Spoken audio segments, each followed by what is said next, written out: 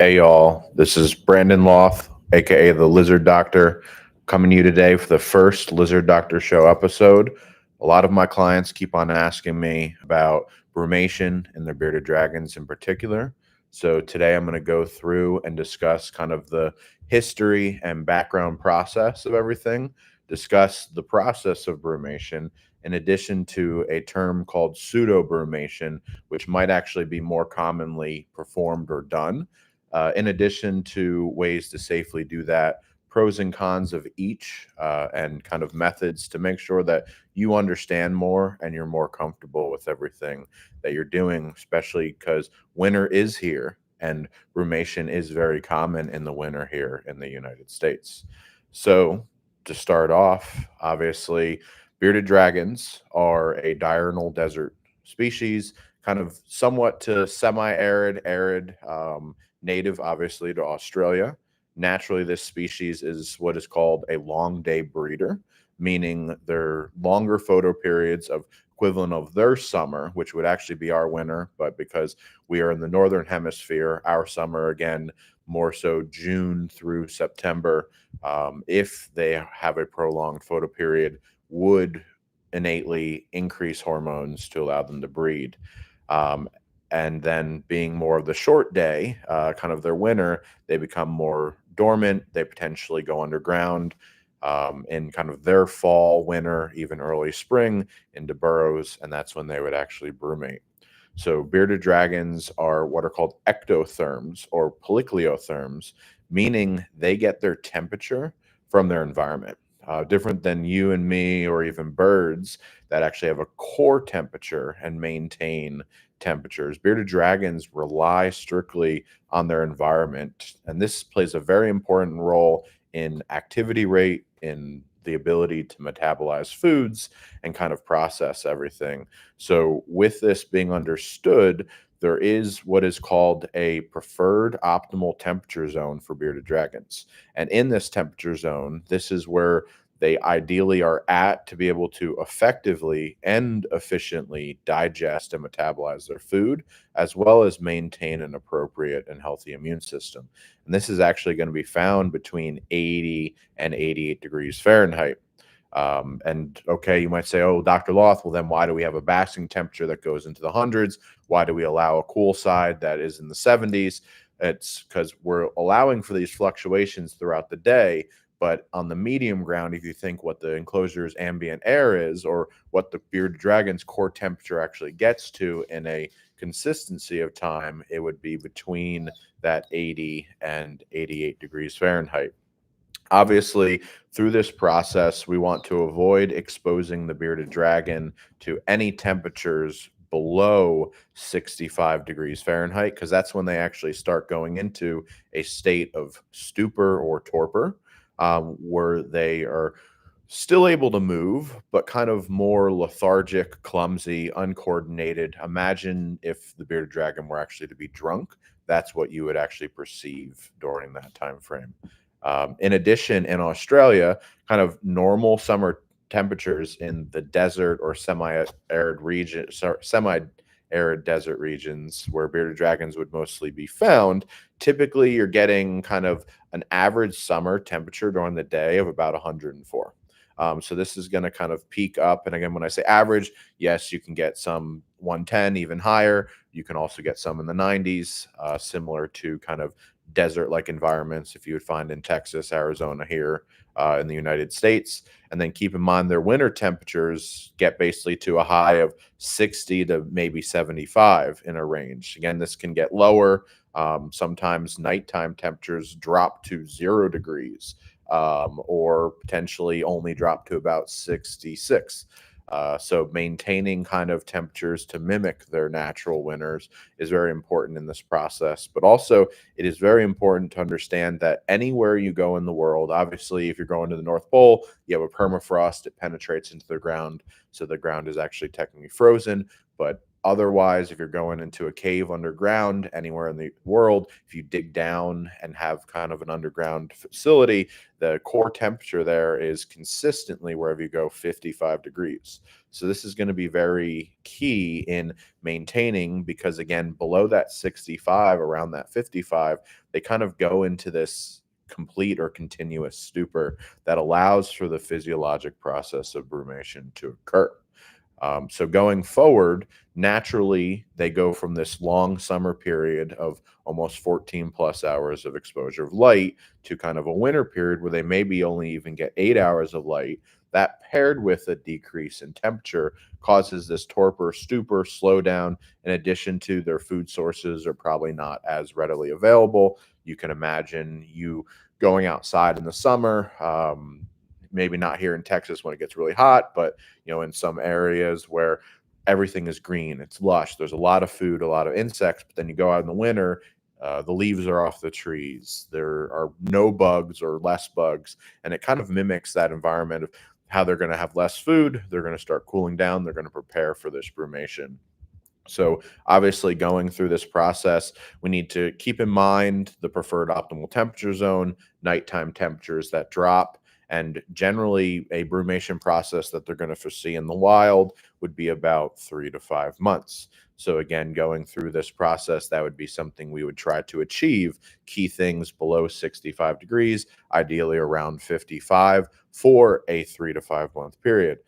This is where it gets tricky. This is where issues can occur. This is where potentially the health of a bearded dragon can come into play. And this is where I then go into the discussion of actual brumation versus what is called pseudo-brumation. During this time and this process, it's also key to remember that we don't want a bearded dragon to ever drop below 50 degrees. Below 50 degrees can potentially be life-threatening and be really harmful. In addition, if they are below 65 degrees, their gut needs to either be completely empty or as close to empty as possible, because any undigested food can lead to a potentially life-threatening kind of overgrowth or potentially sick illness that could kill the bearded dragon during this time frame. So with kind of the background and information, we'll now kind of dabble into the differences between actual brumation and what might actually be more commonly performed or done in the private community where people own the bearded dragons, what is called pseudo-brumation. So obviously understanding the natural process of brumation, the effects of temperatures and importance of how seasonality and different regulations have the effects, and how brumation is kind of the process of the animal slowing down, but actually never kind of goes into a static part of no moving, but potentially a heart rate that is below 1 beat per minute. And even in cases for the collared lizards that I brumate, they actually weigh more after 5 months going down because of just water weight, where they're almost at a net 0 calorie demand. It's quite remarkable, honestly, that an animal can go 5 months without eating and weigh more. But it just happens. Generally, the important thing to understand is usually pseudo-brumation occurs when the actual temperatures don't drop below the needed requirements for a true brumation. So thus, temperatures don't go below 65 for a consistent period. And thus, you're then in pseudo-brumation, which is the process of a reptile slowing down due to decreased temperatures, light exposure, hormonal decline, but actually never achieves a consistent stupor or torpor for a prolonged period of time. So maybe in the cave or hide for, 90% of the day, but then comes out a little bit to bask, or, in for a day or two and then comes out, basks and eats and is functional. That's actually more of a pseudo brumation, where an actual brumation, the bearded dragon is in the hide or even in a controlled temperature area where they are not actively seeking basking, they are not actively being fed food for this period of time. Typically, bearded dragons in this, again, will occasionally eat throughout the week. You'll be found basking.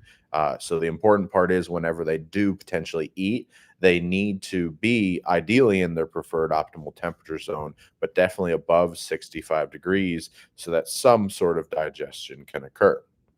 Furthermore, whenever you're going through the process of brumation or even pseudo brumation, usually I do recommend a pre and a post exam. So this means kind of getting in for maybe even pairing it for just a semi-annual every 6 months. You check your bearded dragon out in the fall and winter. You make sure we have a negative fecal. If we've never done blood work before, make sure we're doing blood work, check kidney values, liver values, make sure there's no signs of upper respiratory infection or illness, that the bearded dragon is a good body weight to then go through this process. And then in addition, kind of checking them late spring, early summer, see how did we do through that process? Are there any other ailments, illnesses that come up? And this generally leads to good success. You can ask your doctor or clinician, okay, this is my goal. These are my tips. These are the temperatures I think I can get to. And you can kind of formulate your own plan of whether actual brumation is possible or pseudo-brumation is a feasible thing. Keep in mind, when I was in Virginia, I actually brumated all of my reptiles in my garage, where I actually had a heater that actually increased temperature, because usually temperatures outside were below 55. And here in Texas, I actually have a wine fridge that is aerated and just kept at a consistent 55 to 60 degrees. So again, meeting your climate demands wherever you live is very important, and your veterinarian can easily help you through this process. Again, going through this process here, one thing to keep in mind is make sure that everything is safe, that husbandry is appropriate, your animal is healthy, because understanding brumation is not actually required unless you are really planning to breed. If this is just a pet that you have no incentive to breed, or even an intact female, potentially not putting the female through brumation might decrease the risk of producing eggs. It's not going to guarantee prevention, but it might not actually be needed through this whole process. So it'll be very important kind of understanding, well, is brumation even needed, or do I just maintain the parameters of the enclosure exactly the same as they were in summer? Basically, taking account for the house potentially being cooler, or moving us away from a window whenever it's below freezing outside, because that can leach in through the window and cool the bearded dragon's enclosure down. All these parameters or effects can actually play a role in causing a bearded dragon to slow down. Now, if we do then go to the process of we do want to brumate your bearded dragon, I have a checklist. So obviously, the most important process for this checklist is how to safely brumate your bearded dragon. So before attempting to brumate, obviously, I want you to complete these. First is, do you actually have an area where your bearded dragon can be consistently between 55 and 65 degrees Fahrenheit? So that's the important part. That's why in Virginia, I could put us outside in our garage, had a heater kind of by the garage door that always kicked on whenever it hit close to 55. So it never dropped below, and it was perfect. Whereas in Texas, it's 80 degrees today, and we're almost in January. So obviously, I have to put us in a wine fridge to keep a temperature appropriate. Moreover, does your bearded dragon have a negative fecal within the last year? Typically, we want to check this on an annual basis, just because through their food and diet, they can get a parasite, and we don't want these parasites to be still inside them without a nutritional source, because that's when they can become depleting of energy stores, or potentially migrate or cause other issues, which we don't want to occur. Next, has your bearded dragon had its wellness exam in general? I highly recommend going to see your veterinarian, especially before you go through this process, just to make sure that we're healthy. They can listen to the heart, they can do an evaluation, make sure they're not having any other concerns. Is there dysectiasis, which is stuck shed? Is there potentially an upper respiratory infection? A toenail that's infected, because we don't want to put us through an infection and brumation, because it won't heal appropriately, or it'll be prolonged. A lot of factors there that the veterinarian sees on a routine that you maybe just don't pick up. Then kind of going forward, is your bearded dragon currently on any medications? If yes, don't brumate. If it's currently being dewormed for a parasite, don't try to brumate. If it has an upper respiratory infection and it's on a 1 month course of treatment and it's doing better in 2 weeks, don't start brumation, finish the full course. If no, then again, more in alignment and appropriate to brumate. And then finally, has your bearded dragon been recovering from surgery and injury? Was it a female, and was she just spayed 10 days ago? We're not fully healed. Is it a male with a tail amputation or a female with a tail amputation, and there's still active stitches and incision healing? We don't want to brumate because that'll slow down the healing process, increase the risk of infection. So these are all things of just a basic checklist. Obviously, there's more parameters. A lot of things can go into this, but this is kind of the basics that makes me comfortable to then have the process performed. Obviously, once we've met all of these and we do have potentially a desire to breed or have the mindset of wanting to be more natural and going through brumation, again, intact females potentially not brumating can decrease the ability to produce eggs or follicles. It's not going to prevent them. They still can do it. So even people that don't go through this process still have females that potentially can have egg binding or follicular stasis or other reproductive like issues. But keeping in mind, if everything now fits this process, we're going to kind of go through a multi-step process to achieve this. So again, first, go into that first checklist, identifying an area where we can maintain between 55 and 65 degree temperature, which is very key. Really hard here in Texas, maybe a little bit either easier up north. But again, making sure then we are healthy, a well-conditioned, negative fecal, bearded dragon, and we kind of go through a tapering process of the diet, light, and temperature. For owners that typically keep their bearded dragon on 12 hours of light on, 12 hours of light off, this is going to be kind of an ideal taper. Again, there are many variations. Work with your veterinarian to get the specifics, but kind of the first process going through, we're still going to kind of maintain a weekly soaking or kind of maintaining hydration through this process, just to make sure that we do encourage the animal to defecate and get all of the poop out of the system, kind of cleaning them out. But week one, it's going to be the lights then get decreased from that 12 hours to 10 hours. Going through that process here, we're going to decrease the food down to about 75% the normal intake. This again will be another key process here as we go through. Week two is then transition, taking 2 more hours of light off down to 8 hours, and decrease the offered amount of food down to 50%. This is basically achieving in multiple ways, halving the amount of food offered or potentially doing 1 or 2 less days of food in different frequencies. Usually I like to just consistently half everything. So it's still having kind of the same routine of eating, but just smaller portions of food. So we're continuing to pass the feces normally. General, then week 3, now lights are decreased to 6 hours. Again, at this time frame, we're going to be feeding the bearded dragon no more than 25% of their normal diet. And this will be very key because this is, again, tapering that process to getting that gut nice and empty. Finally, week 4, we're basically tapering the light hours between 4 and 2 hours per day. So you think about that, that's not much light. And this is key because this is going to be basking temperature too with the light. So this allows them to kind of get up, bask, get that warmer temperature, metabolize things. Keeping in mind as we're tapering this down, we're keeping kind of that ambient air maybe in the 70s, low 80s, never really dropping below 70 at this time frame. And from this part, we actually withhold food. Monitoring your bearded dragon through this process will be very important to make sure that we don't have a bearded dragon that's getting too skinny, getting sick during this process. And the key thing is we need to make sure that we have pooped and that we have evacuated any poop through the process. We don't want to stop a bearded dragon here that has not pooped yet through that whole week of not eating, because we need to make sure that that poop is out. So sometimes this might extend for another week until we do get that bearded dragon to poop.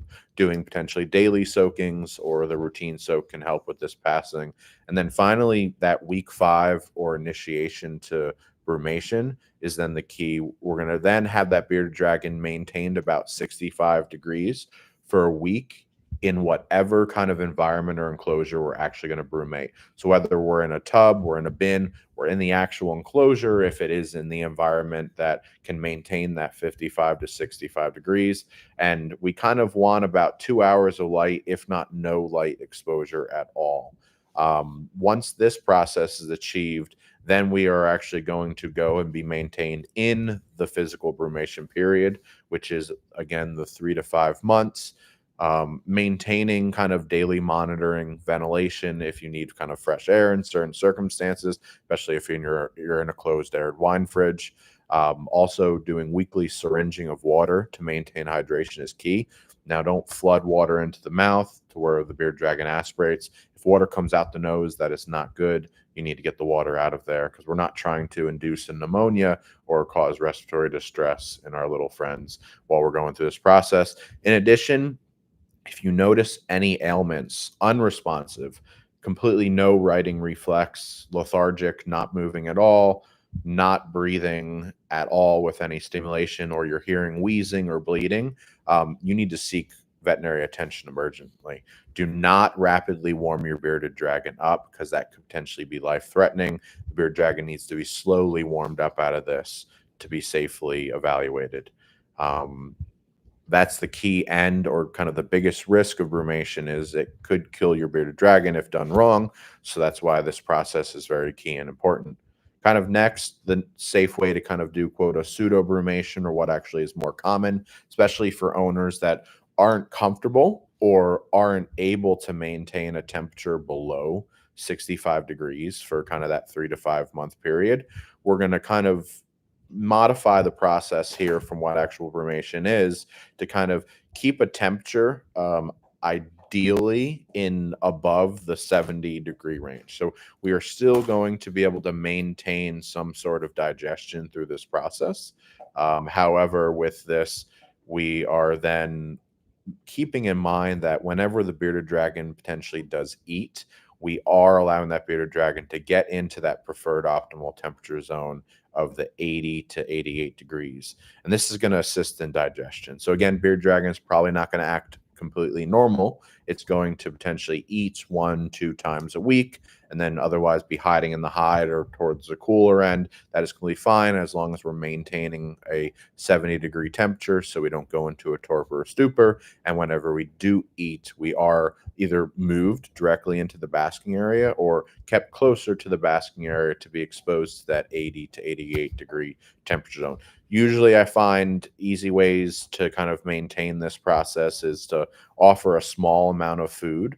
You're going to do this either daily or potentially 2 to 3 times a week, kind of appropriate to kind of maintain whatever the bearded dragon is going to actually want to do during kind of a more slowed down process. Again, whenever you do notice them consuming a meal, they need to get into a temperature of their preferred optimal temperature zone. Having a clean source of water, potentially soaking weekly or even syringing water, will be very important to maintain hydration. And obviously, similar to brumation, if you notice any ailment or illness, please let me know. From here, basically, key things to keep in mind. Again, brumation, if done wrong, can be very harmful to your bearded dragon. In general, there are very safe and appropriate kind of processes you can go through, but kind of mitigating and maintaining everything will be very important.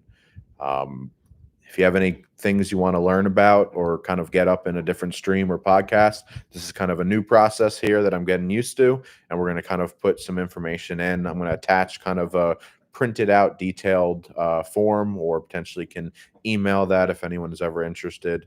Again, if you have questions, just let me know, and look forward to hearing some feedback and getting kind of more of these little podcast shows out for you all.